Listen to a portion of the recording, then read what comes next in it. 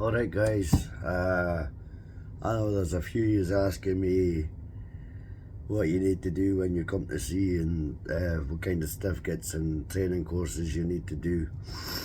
I'll just get you a quick lowdown, 5 minutes of this and I'm going to be done with it. So there's certificates called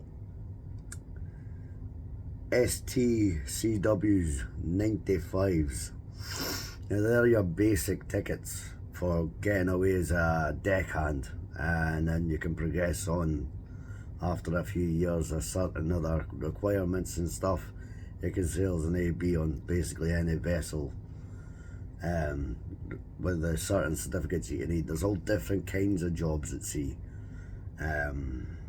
But yeah, so basically SCDWs is you can be elementary, first aid, what else we got here? Personal safety and responsibilities, basic firefighting, basic first aid.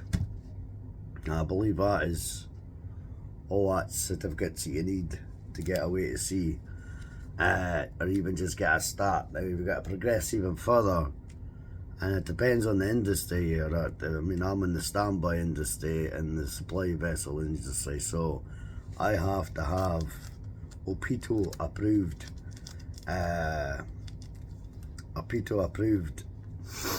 certificates, which is basically a more stringent one on the firefighting side. I need fast rescue boats. That's an SCTW course as well, which will probably help you as well. Personal survival techniques, that's another one.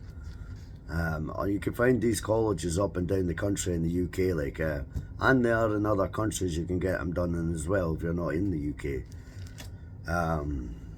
So, I mean, I started this way back in 2002, guys, so I don't know how much information or how much stuff has changed since then.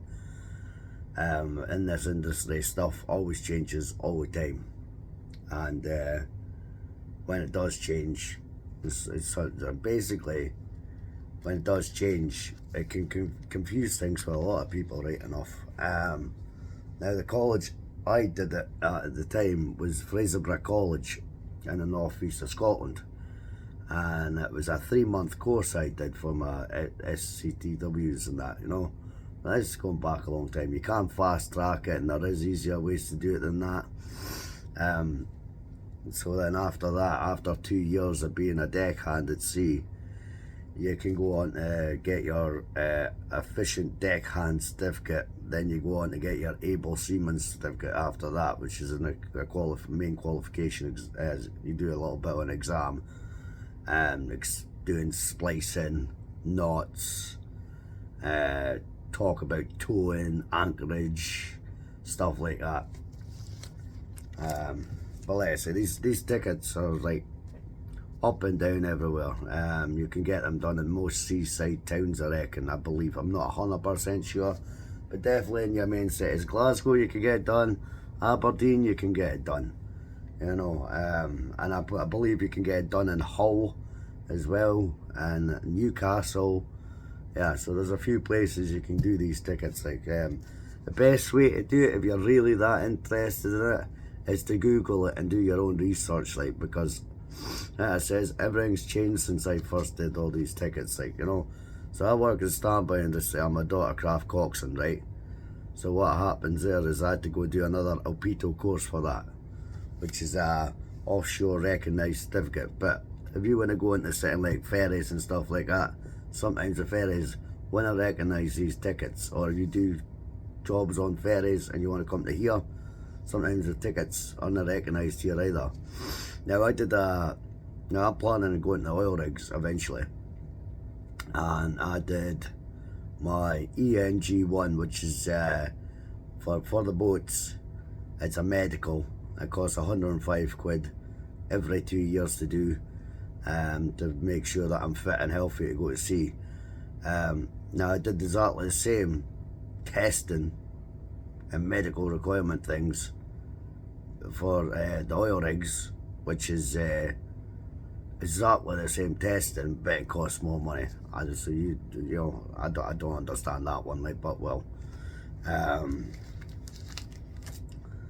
What else we got here? We've got security duties, which that was a fun one. Jesus, so that's another one there.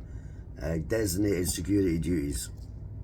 You know, you've got to get once you get your deckhand certificate and SCTWs and that, you've got to end up doing a bridge lookout officer watch certificate, where you just got to prove that you can, you know, steer a ship or take control or whatever, you know what I mean? So, and basically just keep a main lookout, like, you know what I mean? So, that's another one. And that's that medical certificate.